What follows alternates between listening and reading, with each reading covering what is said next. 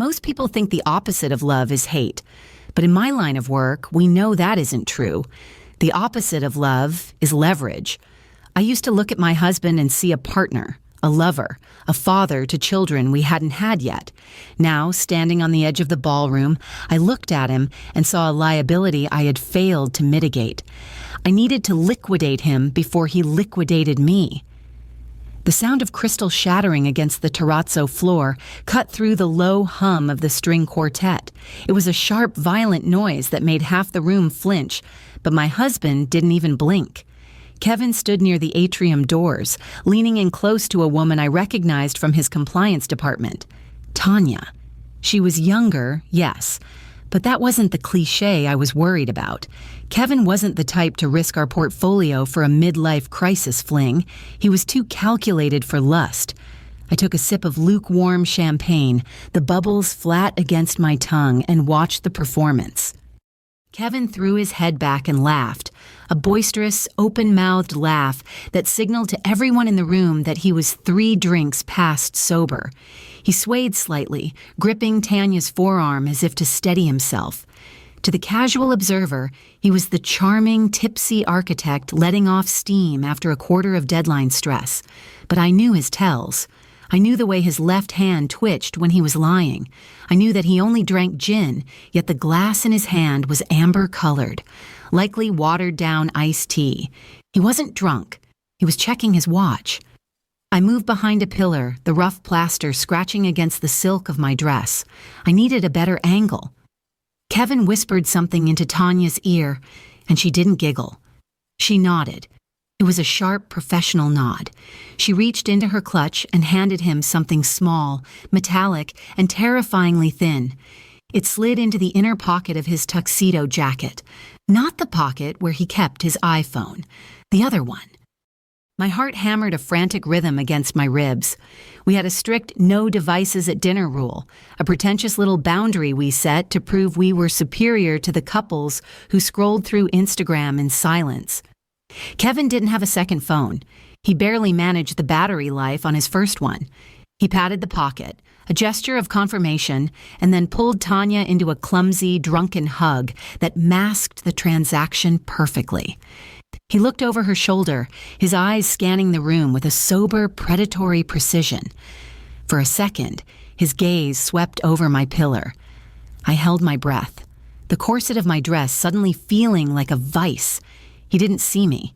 He pulled away from her, stumbled theatrically, and headed for the exit. I waited 3 seconds, then followed, my heels silent on the marble. I didn't care about the infidelity. I cared about the hardware. A second phone meant a second life, and in a community property state, that meant half of his secrets were legally mine. The car smelled of leather and the heavy, musky scent of Kevin's cologne, which he must have reapplied in the bathroom. It was cloying, masking the scent of the evening. He was slumped in the passenger seat of the Tesla, his head lolling against the window, performing the role of the exhausted drunk to perfection. "Sorry, Mara," he mumbled, his words slurring just enough to be convincing. Too much scotch. Need to sleep." "It's fine, Kev," I said, my voice steady, betraying none of the adrenaline coursing through my veins. "Just rest. I'll get us home." I gripped the steering wheel until my knuckles turned white. The streetlights flickered past in a rhythmic strobe, illuminating the side of his face. He looked peaceful, innocent. It was the face that had convinced me to merge our finances 6 months after our first date. It was the face of a man who needed taking care of, a creative genius who couldn't be bothered with the mundane details of tax brackets and liquidity ratios. I had been so stupid. He wasn't incompetent. He was efficient. He had outsourced the management of his life to me so he could focus on something else. And tonight, I was going to find out what that something else was. We pulled into the driveway of our minimalist modern fortress. The garage door groaned as it rolled up, a mechanical yawn swallowing us whole. I parked and turned off the engine.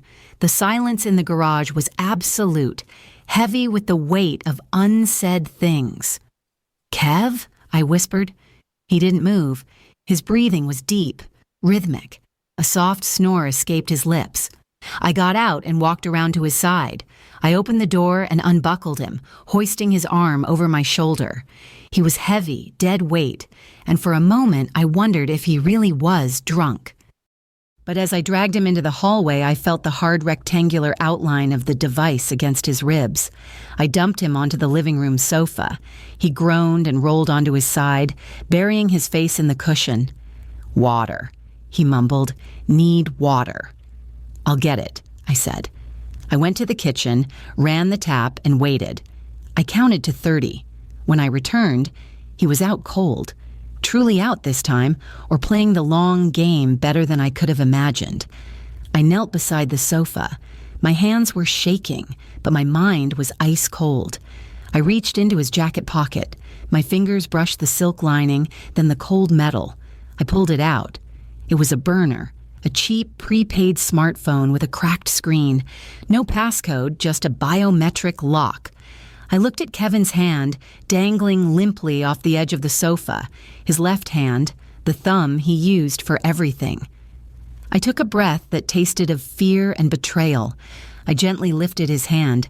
It was warm. I pressed his thumb against the sensor. The screen flashed white, blinding me for a second in the dim room. It unlocked. I didn't open texts. I didn't open photos. I went straight to the file manager. There was only one folder, labeled with a string of numbers that looked like a date. October 12th, 2025. I tapped it. A PDF opened. It wasn't a love letter. It was a wire transfer schedule. Project Clean Slate. Beneficiary K. Miller Holdings, Cayman Islands. Amount $4,800,000. Status: pending authorization. The air left my lungs. 4.8 million. That wasn't just his savings. That was the equity in the house. That was my inheritance from my grandmother. That was everything. The execution date was listed as October 12th, 28 days from now. I stared at the screen, the blue light illuminating the sleeping face of the man who was planning to bankrupt me. A notification banner dropped down from the top of the screen. Bank of America. Two-factor authentication code requested for device ending in 9982. The phone in my hand wasn't the device ending in 9982. He was moving money right now, while he pretended to sleep. Sunlight hit the kitchen island with an aggressive brightness that made my headache throb.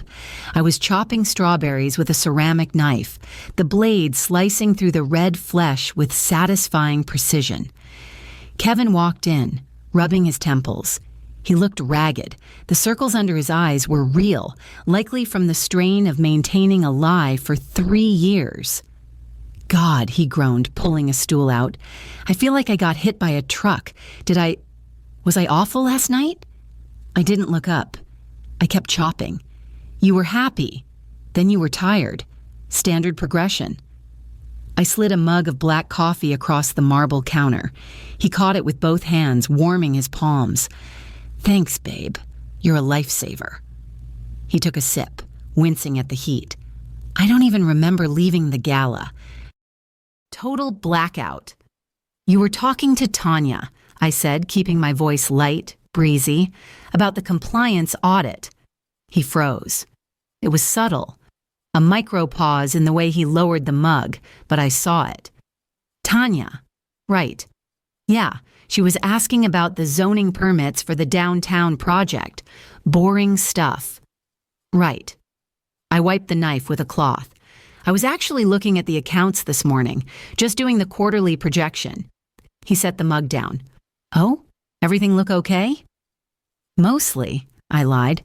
"I noticed the liquidity pool for the house repairs is a little lower than I thought. Did you move some cash to the joint checking?" He laughed, a nervous, scratchy sound. No, I haven't touched it. Markets are just volatile right now. You know how it is. It'll bounce back." He was lying. The markets were up. He was banking on me not checking the raw data feeds, assuming I would just look at the dashboard he had access to.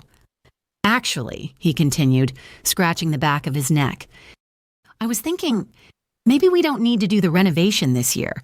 We could even think about I don't know, downsizing? This place is massive for just 2 people. My grip tightened on the ceramic knife. Downsizing. That was the cover story. Sell the house, liquidate the equity, move the cash offshore, and disappear before the ink on the closing documents was dry. I love this house, I said softly. I know, Kevin said. He stood up and walked behind me, placing his hands on my shoulders. His touch, once comforting, now felt like a brand. But it's just a building, Mara. We could go anywhere. Start fresh, just you and me. He kissed the top of my head. I'm going to hit the shower. Big day. He walked out of the kitchen. I waited until I heard the water running upstairs. Then I looked down at the pile of chopped strawberries. They looked like little hearts torn apart. I pulled my phone out and opened the real estate app. Our house wasn't listed for sale. But then I checked the off-market/coming soon database, a tool I had access to through my firm. There it was, 1402 Oakwood Drive, listed 12 hours ago. The listing agent wasn't local. It was a boutique firm in Miami that specialized in distress sales and quick liquidations. My office was a glass box on the 42nd floor, designed to intimidate junior analysts and impress clients who valued transparency. Today, the transparency felt like a trap. I felt exposed. I locked the door and lowered the blinds. I sat at my desk, the ergonomic chair offering zero comfort. I logged into the terminal, bypassing the standard user interface and going straight into the credit reporting backend. I typed in my own social security number. Usually this was a routine check to ensure no identity theft. Today, the screen populated with red flags. Alert: multiple hard inquiries in the last 30 days. Alert: debt-to-income ratio exceeds threshold. Alert: cross-collateralization detected. I scrolled down, my breath catching in my throat. There were loans here I didn't recognize. A second mortgage on the house taken out 3 years ago. A business line of credit in my name, co-signed by Kevin, maxed out to the limit. He hadn't just been stealing the assets. He had been leveraging my credit to fund the theft. I clicked on the Details tab for the second mortgage. The notary on the document was listed as T. Reynolds, Tanya. She wasn't just a coworker. She was the mechanism. She had been notarizing forged signatures for years. I tried to print the report, but a pop-up window blocked me. System warning, user conflict, identity verification required. I frowned. I was the CFO. I had admin privileges. I tried to override it. The screen went black for a second, then refreshed. A new message appeared in stark white text against the black background. User account M_Vance_CFO has been flagged for suspicious activity by external compliance. Access restricted pending review. I stared at the screen. External compliance? We didn't have an external compliance auditor. Unless... My desk phone rang. The shrill trill made me jump. I looked at the caller ID. HR director. Kevin wasn't just selling the house, he was dismantling my career so I would have no resources to fight back. He had reported me for financial impropriety. I needed physical proof. Digital trails could be erased, hacked, or explained away as glitches. I needed something I could hold in my hand. I left the office through the fire stairs, avoiding the elevator cameras and the HR director who was likely walking toward my office right now.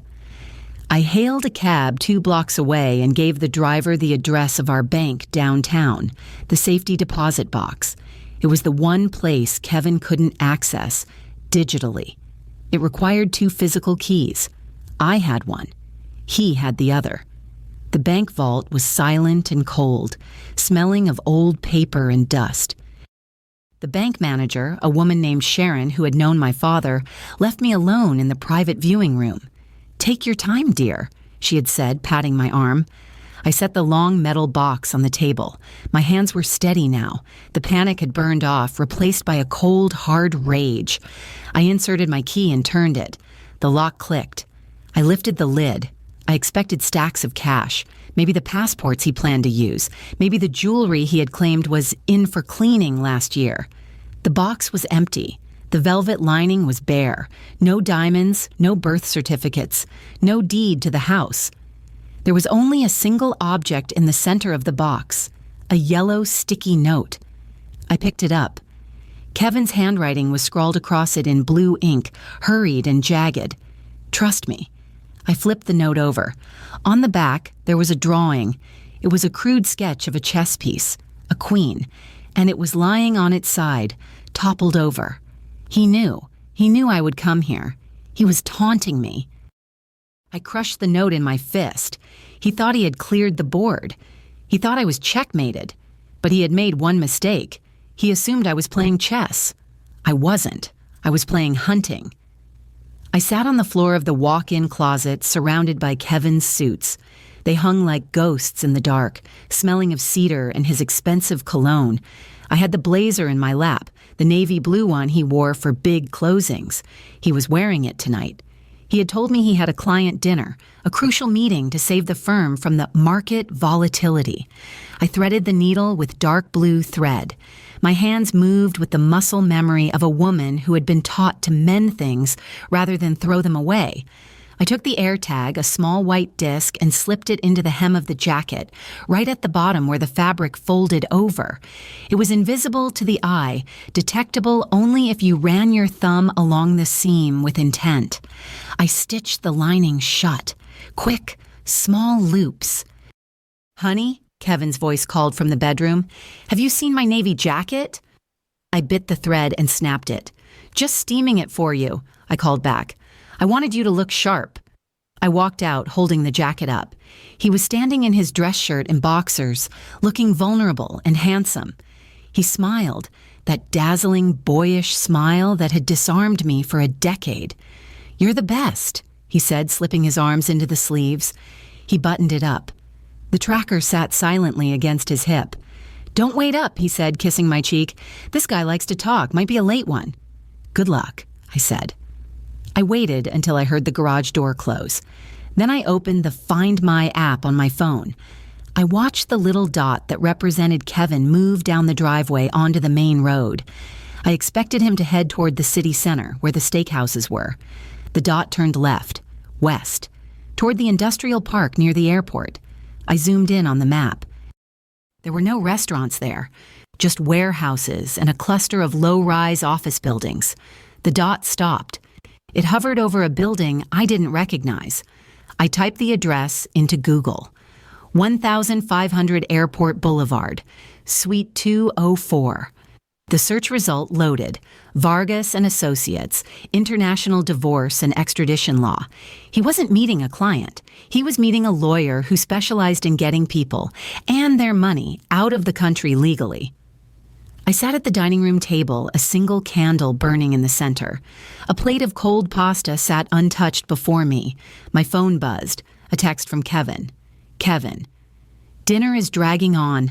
This guy loves to hear himself talk. Steak is good, though. Love you." Attached was a photo, a close-up of a half-eaten ribeye and a glass of red wine. In the background, out of focus, was the interior of a dimly lit restaurant. I stared at the photo. The metadata would be stripped by the messaging app, but the details remained. There was a fork on the table. The reflection in the curve of the silver was wrong. It showed a window with daylight. It was 8:30 at night. It was pitch black outside. He had taken this photo days ago. He had a library of alibi photos, stored up, ready to deploy. I put the phone down. The house was too quiet. The silence felt pressurized, like the air before a thunderstorm. Suddenly, the lights in the dining room flickered. Then they went out. I sat in the darkness, illuminated only by the single candle. "Alexa," I said, "turn on the lights." Nothing. I grabbed my phone to check the smart home app. System status. Offline. Manual override engaged. A chill went down my spine that had nothing to do with the AC. The manual override could only be engaged from the master panel in the basement or from the admin account on the app. The app on my screen flashed. A new notification appeared. Security system. Disabled. Perimeter cameras. Offline. Kevin wasn't just hiding. He was blinding the house. I heard a sound from the front porch, the heavy metallic click of the front door unlocking. I hadn't unlocked it, and Kevin had a key, but he wouldn't disable the cameras just to come home. Unless he wasn't coming home alone, or unless the person coming through that door wasn't Kevin at all. I blew out the candle. The darkness in the dining room was total, a heavy velvet sack pulled over my head. I didn't run. I slid off the chair and crawled under the heavy oak table, pulling my knees to my chest. I grabbed the heavy brass candlestick, a wedding gift we never used, and gripped it like a club. The footsteps in the hallway were heavy. Not the stealthy creep of a thief, but the confident stride of someone who owned the floorboards. A beam of white light sliced through the darkness, sweeping over the walls, the art, the empty chair where I had just been sitting. "Hello?" a male voice called out. It wasn't Kevin. "Anyone home? Bank appraisal." I didn't move. Appraisal? At 9 at night? The beam hit the dining table. The man whistled. "Nice layout, open concept." He was taking photos. I could hear the digital shutter sound. Click, click. He was documenting the assets. Then the room exploded in blue and red light. A siren wailed from the driveway, cutting through the silence like a knife. The intruder froze. "Police!" a voice boomed from the front door. "Come out with your hands up!" The man dropped his flashlight. "Whoa! I'm just the appraiser. I have the work order." I crawled out from under the table as the officers swarmed the hallway. The intruder was a terrifyingly average man in a polo shirt holding a clipboard. But behind the police, walking through the open front door with a performance of breathless panic, was Kevin. "Mara!" he shouted, rushing past the cops to grab me. "Oh my God, are you okay? I got the notification the alarm went down and I called 911 immediately." He held me tight, too tight.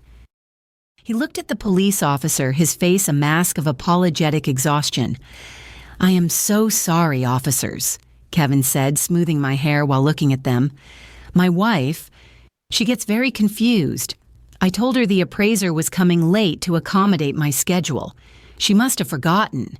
She's been under a lot of strain lately." The officer lowered his flashlight, looking from the terrified appraiser to me. "Is that true, ma'am? Did you forget?" I looked at the neighbors gathered on the sidewalk, peering through the bay window. Mrs. Higgins from next door was filming with her phone. I was the crazy wife in the unlit house, clutching a candlestick, terrified of a man with a clipboard. Kevin had weaponized my own safety against me.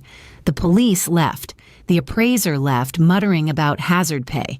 The silence that returned to the house was worse than the noise. Kevin locked the door and turned to me.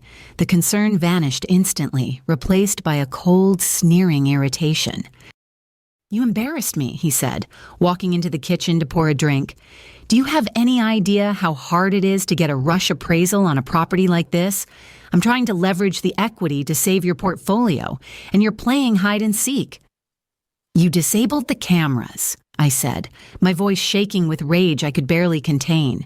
"You turned off the lights." "The power grid surged," he said dismissively. "It happens. You're paranoid, Mara. It's getting worse." "I'm not paranoid. I saw the transfer schedule. I saw the burner phone." He stopped pouring.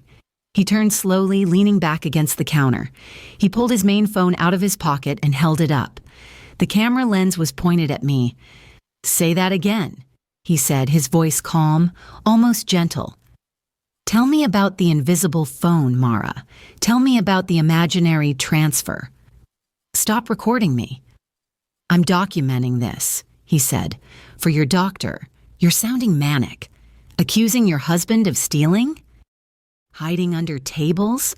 If we end up in court, Mara, who do you think the judge is going to trust?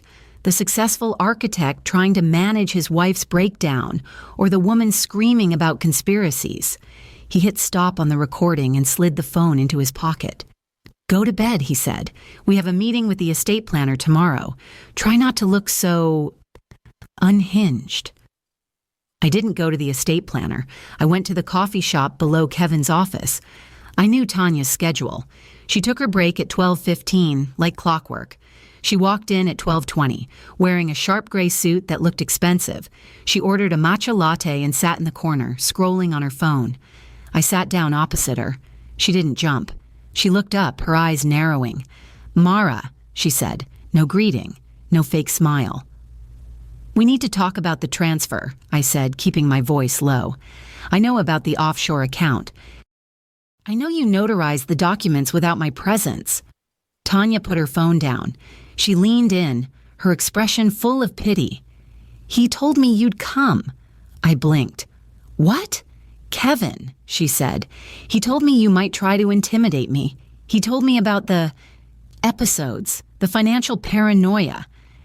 "He's stealing $4.8 million, I said, leaning across the table. "He's using you. He's trying to protect his assets from a spouse who has a gambling addiction," Tanya whispered, her voice dripping with righteous judgment. "He showed me the credit reports, Mara. The debts you racked up in his name. He's moving the money to a trust to keep you from spending it all before the divorce." My mouth fell open. The credit report. The one I saw yesterday. He hadn't just used my identity to borrow money. He had used the debt to paint me as the liability. "He's lying," I said. "He's the one spending it." "I've seen the receipts," Tanya said coldly. She stood up, grabbing her latte. "The transfer is authorized. The paperwork is filed with the state. You can't stop it, Mara. And if you come near me again, I'll file a restraining order. Kevin said you can be violent." She walked away. I sat there staring at the empty chair. The transfer wasn't just pending anymore. It was authorized. The gun was loaded, cocked, and pointed at my head. I needed to buy time. I couldn't stop the transfer legally. Tanya had sealed that door. I needed Kevin to choose to stop it. I needed to dangle a carrot so big he would drop the stick. I sat in my car and opened my laptop. I wasn't a hacker, but I was a CFO. I knew what financial documents looked like. I knew the font, the letterhead, the legal jargon that made greedy men salivate. I created a PDF. Subject: Final Notice of Trust Disbursement. Estate of Beatrice Vance. My grandmother. She had died 10 years ago, leaving me everything. But Kevin didn't know the specifics of the trust structure. I drafted a letter from a fictitious law firm in Zurich. It stated that a secondary maturity clause had been triggered on the 10th anniversary of her death. Disbursement amount: $12,500,000. Condition of release: in-person signature of beneficiary and legal spouse required within 72 hours. If he divorced me, or if I disappeared before the signature, the money would revert to a charity. He needed me alive, and he needed me married to him for 3 more days. I sent the email to my own account, then marked it as unread. I left my iPad on the kitchen island. The screen brightness turned up, the email open. Then I went to the bedroom to search. If he was planning to leave the country, he needed a passport. He wouldn't keep it in the safe. I had access to that. He would keep it somewhere safe from me. I checked his closet. Nothing. I checked his gym bag. Nothing. I stood in the center of the room, thinking like him. Where did he hide things? He hid them in plain sight. I looked at the bookshelf. Kevin didn't read fiction. He only read architectural digests and biographies of great men. But on the top shelf, there was a copy of The Count of Monte Cristo, a book about revenge, a book about hiding in plain sight. I pulled it down. It was heavy. I opened it. The pages had been hollowed out. Inside sat a dark blue passport. I flipped it open. The photo was Kevin, but with glasses and a beard. Name: Julian Thorne. Nationality: St. Kitts and Nevis. St. Kitts. Citizenship by investment. No extradition treaty for financial crimes if you paid enough. I heard the garage door open. I shoved the passport back into the book and slid it onto the shelf. I was stirring risotto when Kevin came in. He was whistling. He walked past the island, glanced at the iPad, and stopped. The whistling cut off. I didn't turn around. "Hungry?" I asked. "Yeah," he said, his voice distracted. "Just checking emails." I heard the soft tap of the screen. He was reading it. He was doing the math. 12 million was nearly triple what he was stealing from me. Mara, he said. His voice was different. The cold edge was gone, replaced by a warm, syrupy affection that made my skin crawl. I was thinking about what happened last night, with the police. I turned. He was leaning against the counter, smiling that boyish smile. I think we need a break, he said. I've been working too hard. You've been stressed. We need to reconnect. Reconnect? I asked, raising an eyebrow. A trip, he said, just us. Long weekend. Maybe the Caribbean? I saw a deal for St. Lucia. We could leave tomorrow. St. Lucia. It was a short hop from there to St. Kitts. He wasn't taking me on a second honeymoon.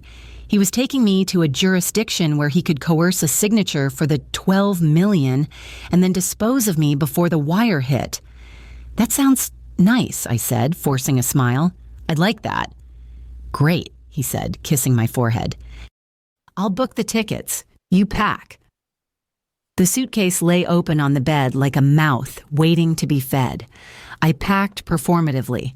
Sundresses, swimsuits, the illusion of a future. Kevin was downstairs, wrapping up work.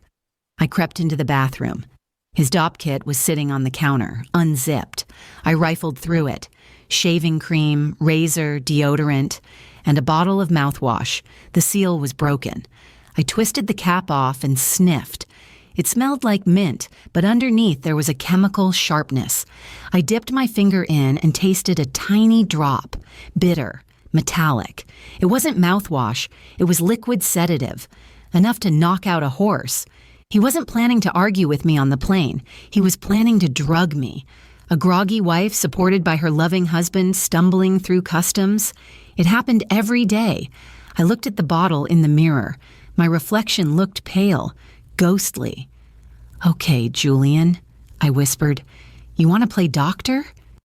Let's play. I poured half the contents down the sink. Then I refilled the bottle with water and a splash of rubbing alcohol to keep the smell. I put the bottle back. Then I went to my jewelry box. I took out a heavy silver bangle, solid, chunky, and definitely not TSA, compliant if left in a bag. I walked back to the suitcase. Kevin's carry-on was sitting next to mine. I unzipped the front pocket. The airport terminal was a chaotic sea of noise and fluorescent light. Kevin was edgy, his leg bouncing as we waited in the security line. He kept checking his watch, then checking me. You took your pill? He asked for the third time. Yes, I lied. I feel a bit floaty already. Good, he said, gripping my hand. Just relax. I've got everything. We reached the conveyor belt. I put my shoes in the bin. I put my laptop in. Kevin hoisted his carry-on onto the belt. He looked at the TSA agent, a stern woman with no patience, and flashed his charming smile. Rough day? He asked. She didn't smile back. Laptop out. Liquids in a separate bag. Kevin complied, his movements efficient. He pushed his bag through the scanner and walked through the metal detector. He turned to wait for me, confident, untouchable. I walked through. No beep, but the belt stopped. The TSA agent staring at the monitor frowned. She hit a button. The belt reversed, then moved forward again. Bag check, she yelled. Lane 4. Kevin's smile faltered. Is there a problem? Sir, step aside, the agent said, snapping on blue latex gloves. She grabbed Kevin's carry-on. It's just clothes, Kevin said, his voice rising a pitch. We're in a hurry to catch a flight. Sir, step back. She unzipped the bag. She dug through the perfectly folded shirts. Then she reached into the inner lining, the place where you hide things you don't want found. She pulled out a large, gleaming 10-inch chef's knife. It was the ceramic knife from our kitchen, the one I had used to chop strawberries. The crowd gasped. A silence rippled through the line. Sir, the agent yelled, reaching for her radio. Code red, lane 4. 2 police officers sprinted toward us. Kevin stared at the knife, his face draining of color. He looked at me. I stood there, looking floaty and confused, clutching my boarding pass. Kevin, I said, loud enough for the onlookers to hear, why did you pack the knife? The officers grabbed him. He was spun around, slammed against the partition. "It's not mine," he screamed, his dignity shattering instantly. "She put it there. My wife put it there." "Hands behind your back." Everyone was watching. The business travelers, the families, the staff. They saw a maniac who tried to bring a weapon onto a plane. They saw a terrified wife watching her husband get cuffed. Kevin's eyes met mine as they dragged him away. He saw it then, the clarity. The realization that the confused wife had just framed him in the most public way possible. I watched him disappear into the security office. Then I looked at the departures board. Our flight was boarding in 20 minutes. He wasn't going to make it, and neither was I. It took 3 hours for his lawyer to get him released. A packing error, they called it. A misunderstandings of a stressed executive. He was fined, flagged, and humiliated, but he was free. By the time he walked into the sterile, beige suite of the airport hotel, the flight to St. Lucia was halfway over the Atlantic. Kevin didn't yell. He didn't throw things. That would have been better. Instead, he closed the door with a soft, precise click and locked the deadbolt. He turned to me, his face stripped of the charming mask he had worn for 3 years. "You knew," he said. His voice was flat, devoid of affect. "The knife. You put it there." I sat on the edge of the stiff hotel bed, my hands folded in my lap. "I was confused, Kevin, just like you told the police. I must have packed it by mistake." He walked over to the desk and opened his laptop. He wasn't looking at me. He was logging into the bank. He typed furiously, his shoulders hunched. "We missed the flight," he said, staring at the screen. "But we can still sign the papers for your grandmother's trust remotely if we get a notary here by morning. The $12 million. We need to secure it before the window closes." He spun the laptop around. "Look at this, Mara," he commanded. I looked. It wasn't the trust document. It was a countdown clock on his private banking interface. Transfer window, clean slate. Time remaining, 1:45. "I moved the timeline up," he said, his eyes dead and cold. "I'm not waiting until October. I'm taking the $4.8 million tonight. And if you want to see a dime of that $12 million inheritance, you're going to sit there, shut up, and let me work." He reached into his pocket and pulled out the burner phone. "Or," he said, "I can make a call to the clinic." "Have you committed tonight? The knife incident is already on public record. You're unstable, Mara. A danger to yourself." "I don't think you want to do that," I said, my voice steady. Kevin laughed, a dry, humorless bark. "You think you have leverage? You have nothing. You're broke. Your credit is ruined.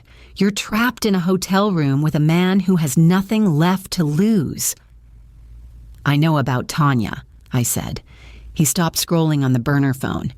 "Tanya is a tool. She does what she's told." "Does she know she's a tool?"